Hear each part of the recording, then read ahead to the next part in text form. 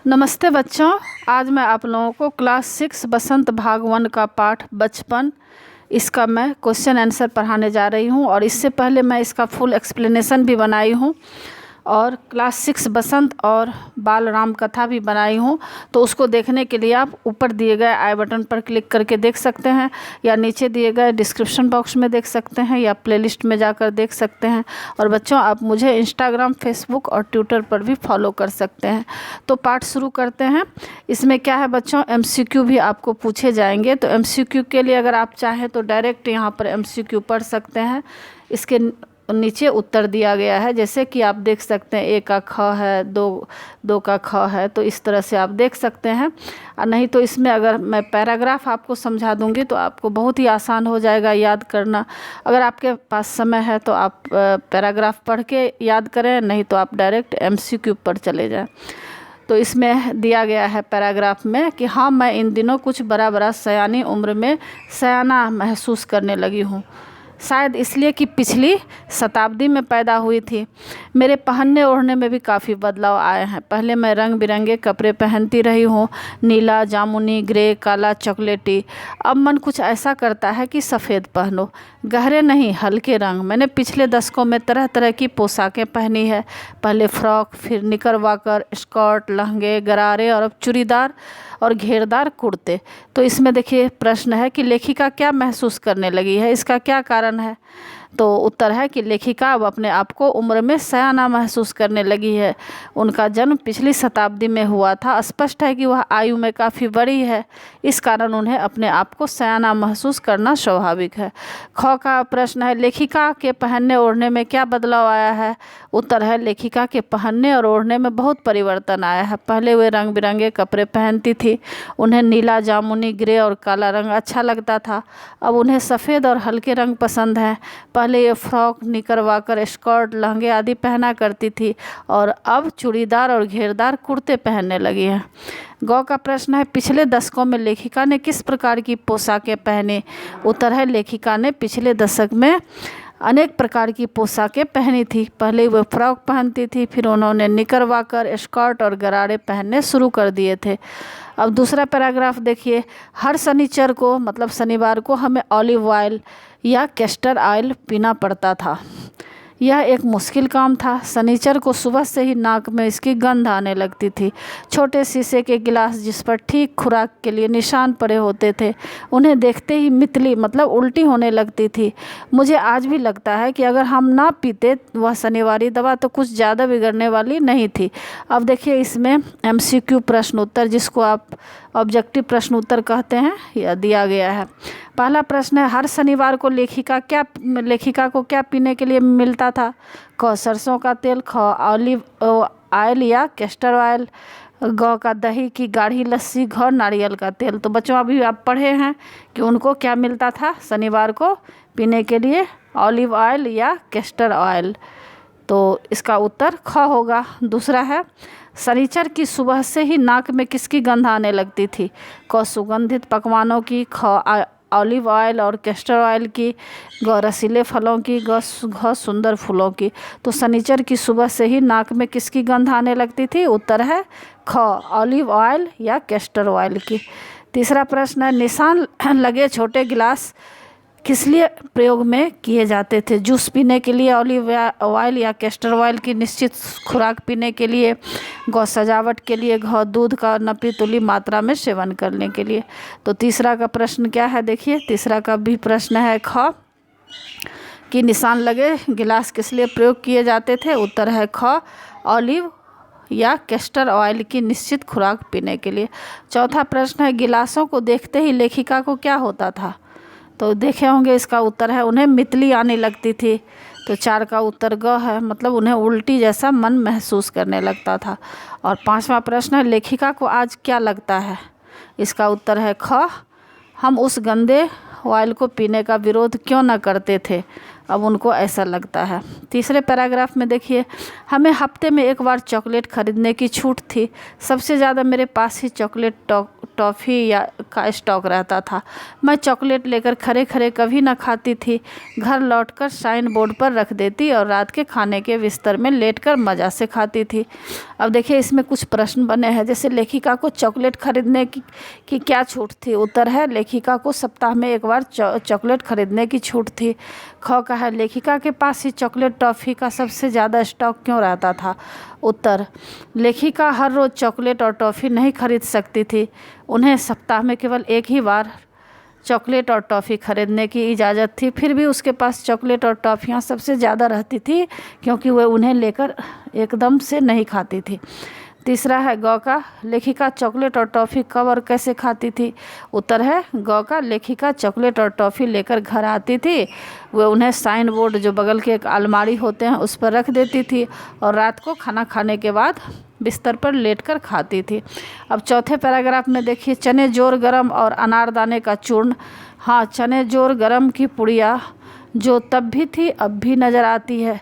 पुराने कागज़ में बनी हुई इस पुड़िया में निरा हाथ का कमाल है, नीचे से तिरछी लपेटते हुए ऊपर से इतनी चौड़ी कि चने आसानी से हथेली पर पहुंच जाए। एक वक्त था जब फिल्म का गाना चना जोर गरम बाबू मैं लाया मज़ेदार चना जोर गरम उन दिनों स्कूल में हर बच्चे को आता था। तो इसमें देखिए पहला है क का, लेखिका को अपने संस्मरण में किसकी याद आ रही है। ख का, पुड़िया किस चीज़ की ओर कैसे बनाई जाती थी। ग का, फिल्म का कौन सा गीत बच्चों को लोकप्रिय है। तो क का प्रश्न है, लेखिका को अपने संस्मरण में खाने वाली दो चीज़ें चना जोर गरम और अनारदाने का चूर्ण याद आ गई। और ख का प्रश्न है, पुड़िया किस चीज़ की और कैसे बनाई जाती थी। उत्तर है पुड़िया पुराने कागज़ों की हाथ के कमाल द्वारा तिरछे रूप में बनाई जाती थी। और ग का प्रश्न है, फिल्म का कौन सा गीत बच्चों में लोकप्रिय था और कैसे। उत्तर है ग का, चना जोर गरम बाबू मैं लाया मज़ेदार। यह फिल्मी गीत बच्चों में लोकप्रिय था क्योंकि चना जोर गरम बेचने वाला दुकानदार यही गीत गा गा कर सामान बेचता था। अब देखिए 5वें पैराग्राफ में क्या दिया गया है। सामने आकाश पर सूर्यास्त हो रहा है, गुलाबी सुनहरी धारियाँ नीले आसमान पर फैल रही है। दूर दूर फैले पहाड़ों के मुखरे गहराने लगे और देखते देखते बत्तियाँ टिमटिमाने लगी। रिज पर की रौनक और मॉल की दुकानें की चमक के भी क्या कहने, स्कैंडल पॉइंट की भीड़ से उभरता कोलाहल। तो अब देखिए इसमें कितने पैराग्राफ में ये MCQ बनेंगे। पहला है, प्रस्तुत पद्यांश में किस समय का वर्णन है। क प्रभात का, ख दोपहर का, ग शाम के सूर्यास्त का, घ रात्रि का। तो उसमें देखिए पहला का उत्तर ग है, शाम के सूर्यास्त का, मतलब प्रस्तुत पद्यांश में शाम के सूर्यास्त का वर्णन है, तो एक का उत्तर ग है। दूसरा का देखिए, सूर्यास्त के समय आकाश कैसे लग रहा था। उत्तर है, प्रश्न है क गहरे सुनहरे रंग का, ख कालीमा लिए, ग लालिमा लिए, घ गुलाबी सुनहरी धारियों वाला। तो सूर्यास्त के समय आकाश कैसे लग रहा था। उत्तर है घ गुलाबी सुनहरी धारियों वाला। तीसरा प्रश्न है, शाम के समय वातावरण में क्या बदलाव आया। क बादल घिर गए, ख तेज वर्षा होने लगी, ग अंधेरा गहरा गया, घ सूर्यास्त होते होते बत्तियां टिमटिमाने लगी। तो प्रश्न है कि शाम के समय वातावरण में क्या बदलाव आया। तीसरा का उत्तर घ है, सूर्यास्त होते होते बत्तियां टिमटिमाने लगी। और चौथा प्रश्न है, पद्यांश में किन घूमने के स्थानों का वर्णन किया गया है। क मॉडल टाउन, रिज मॉल, ख कुफरी रिज मॉल, ग रिज मॉल स्कैंडल पॉइंट, घ चहल मॉल स्कैंडल पॉइंट। तो चौथा का प्रश्न है कि पद्यांश में किन घूमने के स्थानों का वर्णन किया गया है। तो उत्तर है ग रिज मॉल स्कैंडल पॉइंट का वर्णन किया गया है। 5वां प्रश्न है, स्कैंडल पॉइंट का दृश्य कैसा था। क शांत, ख डरावना, ग सुहावना, घ भीड़ भाड़। तो स्कैंडल पॉइंट का दृश्य कैसा था, इसका उत्तर है घ भीड़ भाड़ वाली जगह था। अब देखिए 6ठे पैराग्राफ में क्या है। पिछली शताब्दी में तेज़ रफ्तार वाली गाड़ी वही थी, कभी कभी हवाई जहाज़ भी देखने को मिलते। दिल्ली में जब भी उनकी आवाज़ आती, बच्चे उन्हें देखने बाहर दौड़ते। दिखता एक भारी भरकम पक्षी उड़ा जा रहा है पंख फैलाकर, यह देखो वह गायब। अब इसमें प्रश्न देखिए, क का है, लेखिका ने किस गाड़ी की बात कही है? उत्तर है, लेखिका ने शिमला कालका ट्रेन की बात कही है। ख का प्रश्न है, दिल्ली में कभी कभी क्या देखने को मिलता है? उत्तर है, दिल्ली में कभी कभी हवाई जहाज़ देखने को मिलता है। ग का प्रश्न है, भारी भरकम पक्षी किसे कहा गया है और क्यों? उत्तर, भारी भरकम पक्षी हवाई जहाज़ को कहा गया है क्योंकि आकाश में उड़ता हुआ हवाई जहाज़ बच्चों को ऐसा लगता है जैसे कोई बड़ा सा पक्षी पंख फैलाकर उड़ रहा है। अब देखिए 7वां पैराग्राफ में क्या है, वैसे डॉक्टर साहिबा ने पूरा आश्वासन दिया था लेकिन चश्मा तो अब तक नहीं उतरा, नंबर बस कम ही होते रहा है। मैं अपने आप इसकी जिम्मेवार हूँ।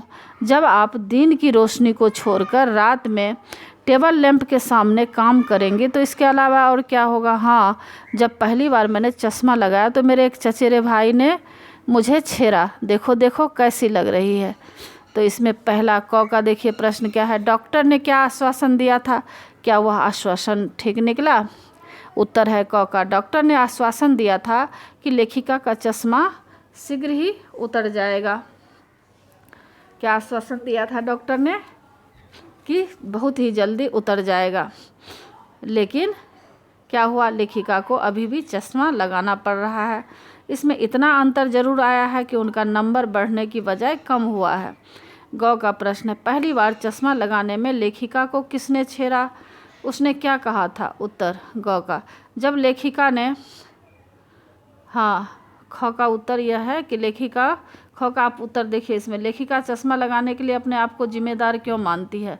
इसका उत्तर है, लेखिका को अपने आप को चश्मा लगाने के लिए जिम्मेदार मानती है क्योंकि वे दिन की रोशनी में नहीं पढ़ती थी, वे रात को टेबल लैंप की रोशनी में पढ़ने लिखने का काम करती थी। इसी का यह परिणाम हुआ कि उन्हें चश्मा लगवाना पड़ा। ग का प्रश्न है, पहली बार चश्मा लगने में लेखिका को किसने छेड़ा? उसने क्या कहा? उत्तर है, जब लेखिका ने पहली बार चश्मा लगाया तो उन्हें उनके चचेरे भाई ने उन्हें छेड़ा। उसने कहा कि देखो कैसी लग रही हो। तो बच्चों, इसी के साथ पाठ की समाप्ति होती है और आशा है कि आप लोगों को सारा पाठ अच्छी तरह समझ में आ गया होगा और एग्ज़ाम के लिए अच्छी तरह तैयार कर लीजिएगा। और बच्चों, आप मेरे चैनल देवज नागरी को ज़रूर सब्सक्राइब कीजिएगा और सब्सक्राइब के बगल में बेल आइकन बटन है, उसे क्लिक कीजिएगा, लाइक कीजिएगा और शेयर कीजिएगा। कमेंट्स ज़रूर कीजिएगा कि आपको यह पाठ कैसा लगा। नए पाठ के साथ फिर मैं मिलूँगी बच्चों। धन्यवाद।